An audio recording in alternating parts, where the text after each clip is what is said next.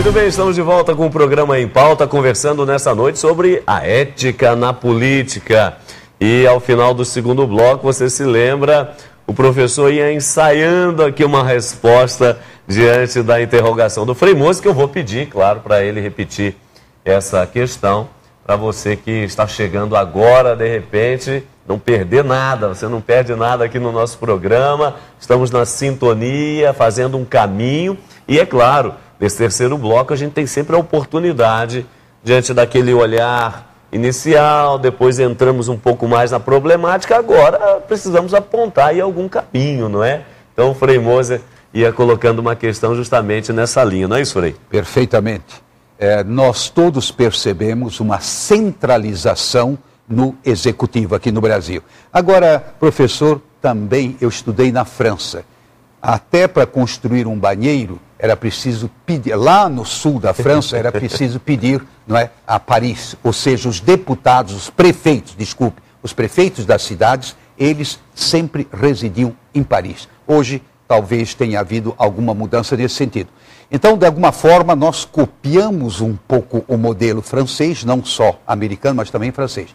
Agora, a pergunta é, será que diante dessa concentração, que é inegável, de poder, a gente não deveria tentar dar maior importância, claro que é um processo progressivo, maior importância às assembleias, às câmaras, não é? E parece-me que o senhor tem experiência pessoal nesse particular. Sim, na realidade a gente não pode dissociar nosso conhecimento teórico na vida prática. Há 20 anos que eu trabalho na Assembleia Legislativa do Estado de Minas Gerais, na consultoria da Assembleia, com a possibilidade de acompanhar de perto várias das discussões. Então a minha visão é sempre marcada por esse tipo de vivência. O senhor colocou uma questão extremamente importante. Não é apenas a relação entre os poderes, entre o Executivo e o Legislativo, que importa neste país chamado Brasil. A nossa federação ela é completamente desequilibrada no sentido do peso da União, na arrecadação de tributos, na distribuição de recursos, na produção legislativa. Esse é um problema que é associado à relação entre os poderes. Nós temos um regime político que, ao mesmo tempo, ele centraliza as ações na União e concentra as ações no chefe do Poder Executivo. Isso tudo faz com que o Poder Legislativo e o parlamentar, muito o parlamentar estadual, ele não tenha como apresentar-se de uma forma visível, resultados visíveis e palpáveis para a população. A desconfiança ou a não constatação de resultados, ela tem características institucionais. Vamos ter um pouquinho otimista, como eu tenho sido aqui o tempo todo. Há pouco tempo atrás, pela primeira vez na história do Brasil, uma faculdade que foi dada pela Constituição de 1988 foi exercida. A apresentação de uma proposta de emenda à Constituição, assinada pela maioria das Assembleias Legislativas do Brasil, procurando rediscutir a relação de competências entre a União e os Estados, transferir determinadas matérias para a competência estadual e, ao mesmo tempo, minimizar em determinadas questões o peso da iniciativa privativa do Poder Executivo. Eu não sei se vai tramitar, não sei até onde vai, foi apresentada, foi encaminhada pelos presidentes de Assembleia ao senador José Sarney, e eu não sei qual será o resultado, mas isso mostra que há uma tentativa de se modificar o quadro institucional que nós temos. Interessante, eu ultimamente ao menos não tenho pensado nisso, mas o senhor levantou uma palavra. O Brasil é uma república federativa de fato, né? É como criança. Eu estudei no Paraná como criança e ao mesmo tempo sou de Santa Catarina. Não tinha fronteira, mas fronteira no bom sentido da palavra, uma certa autonomia. Isso naturalmente já passou um tempozinho, né? Até que ponto esse resgate da consciência de federação iria contribuir para uma reforma profunda, verdadeira, democrática, né? E a mesma coisa diria na municipalização, né? Porque só o Estado também nós iríamos cair, de alguma forma, nos mesmos problemas. E se houvesse maior municipalização. Por outro lado, no próprio município, setores, ou seja, você subdividir o município com uma espécie assim de prefeitinhos, no bom sentido de a administração, a presença, porque evidentemente nós temos municípios, sobretudo em Minas, né, quantos municípios são? Mais de 700, não são? Como é que um prefeito vai correr todas as, vamos dizer assim, os conglomerados populacionais no estado de Minas? Tem municípios muito grandes, e assim os outros estados também, sem falar de Maranhão, etc, etc, né? Então, nessa mesma linha que o Frei está dizendo, professor, nós estamos caminhando aí, né? Se fala muito, obviamente, mas estamos caminhando para uma reforma, de fato, política é necessária, nós estamos a quanto dela? Qual é a sua posição em relação a isso? Eu vou correr o risco de ser apedrejado, mas eu vou ser bem sincero em relação ao que eu penso disso. Primeiro, nós não estamos tendo um processo de reforma política.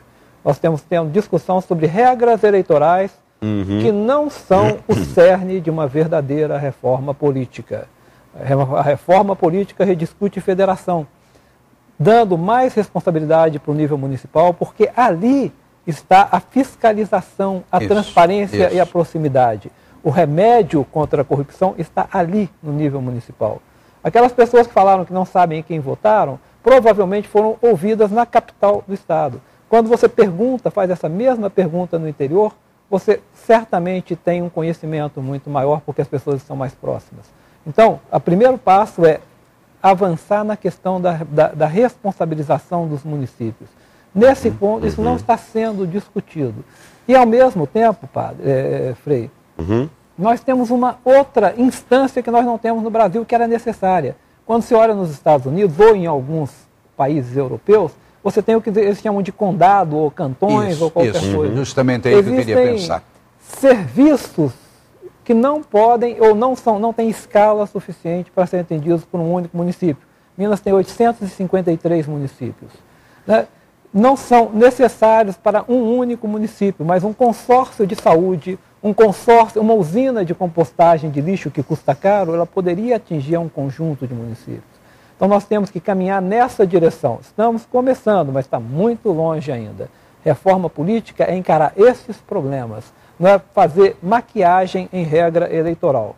É o que está sendo feito. Agora, claro, e isso é fato. Agora, o Frei Moser, ainda, porque a reforma política ela é absolutamente fundamental, porém ancorada na reforma ética. A ética precisa também ser reformada, né? Não tenha restaurada, mais do que reformada. Não tenha dúvida nenhuma, se nós não redescobrirmos a importância do ethos, seja a nível pessoal, seja da cidade, ou seja, cidade significa da política, nós não daremos grandes passos, não. Pelo contrário, a ética é como que uma espécie de motor da verdadeira reforma. Sem ética, você vai fazer acertos, conchavos, mas você nunca vai a fundo nos problemas. Por exemplo, em termos de distribuição de benefícios, aparentemente progredimos muito. Na realidade, nós não progredimos tanto, não. Aparentemente, sim, mas não. Por exemplo, basta pensar em termos de educação, acessibilidade em termos de educação, em termos de saúde. Eu não sei se aqui em Minas talvez seja melhor, mas o estado do Rio, assim, a gente ouve, não é, notícias assim que deixa a gente um pouco atemorizado. Ou seja, um atendimento inadequado. E por quê? Porque não tem verba? Não, tem bastante verba. Quer dizer, uma das coisas que me impressiona hoje, a rigor no Brasil não falta dinheiro.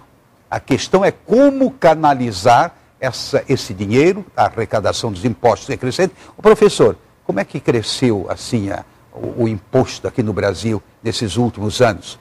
Quanto mais ou menos por cento?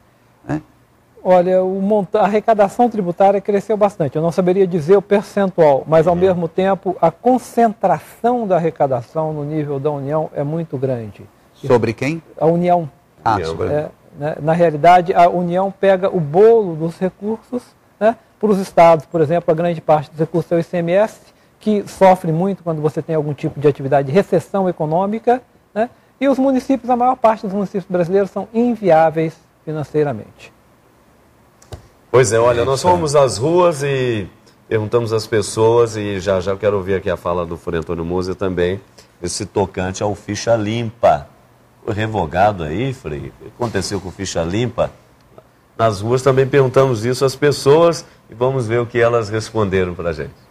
Acho uma ideia muito boa, muito importante, porque para acabar com os corruptos, né?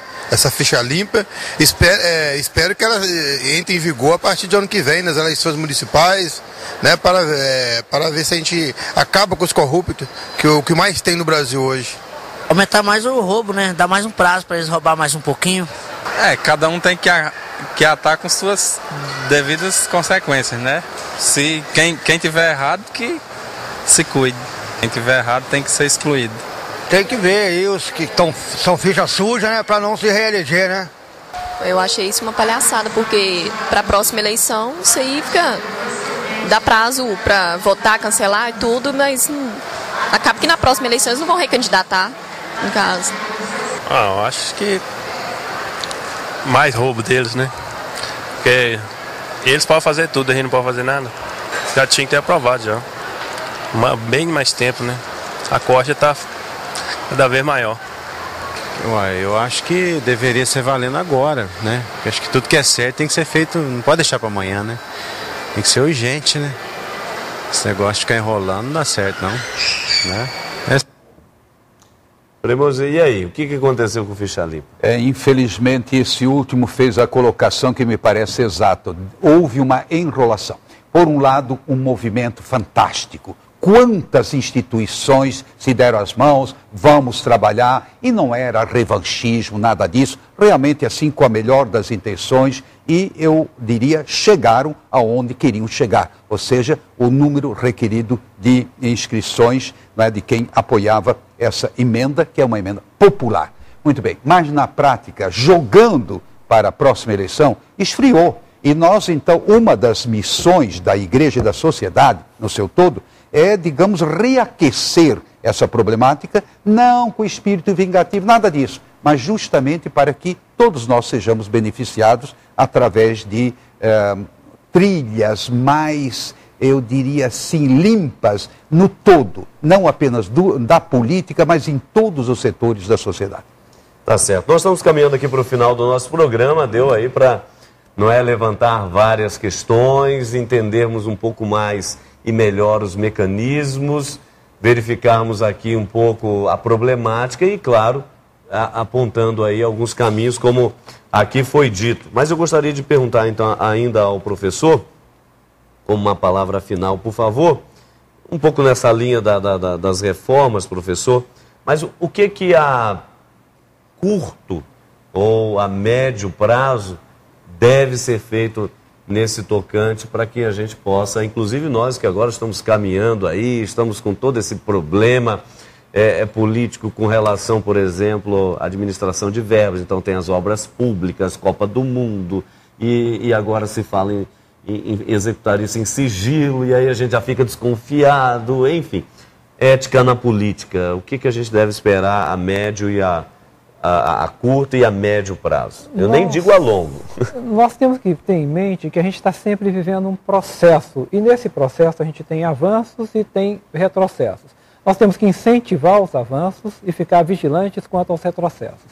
Na questão do ficha limpa, que o Frei falou, a semente foi lançada. Vários municípios, o Estado de Minas Gerais apresentou sua proposta de emenda à Constituição, que já está em vigor. O governo do Estado de Minas Gerais, por meio de um decreto, estendendo isso aos cargos de provimento em comissão não eletivos, alguns municípios. O avanço, a semente foi lançada e o avanço está acontecendo. No caso da transparência, nós temos uma lei complementar federal, lei complementar 135, lei da transparência, que ela determina que as contas públicas sejam abertas, as despesas públicas sejam abertas. Aí está a saída para a vigilância. Mas a possibilidade de retrocesso, quando você tem contas que não são apresentadas, essa tem que ser combatida o tempo todo. Nós temos que ver toda essa relação política como um processo. Incentivar o que é bom e tentar evitar que aconteça o que é ruim, né? Eu continuo sendo otimista. Eu acho que nós estamos caminhando. Nós não estamos dando 2 passos atrás e um à frente. Nós estamos dando 2, 3, 4 passos à frente, mas de vez em quando nós damos um passo atrás, né? Tá certo, Frei Mozi, por favor. É um pouco o que acontece com cada um de nós, não é?